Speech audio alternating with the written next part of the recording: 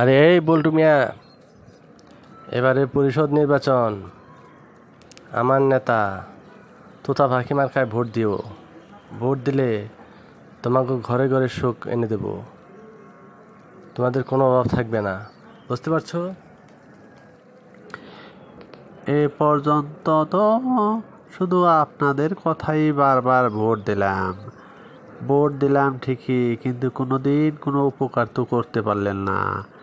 এই যে আমি বয়স্ক মানুষ, তো আমাকে তো একটা বয়স্ক ভাতাও করে দিতে পারলেন না। শুধু নির্বাচনের সময় আসলে আমাদের প্রতি দরদ বাড়ে।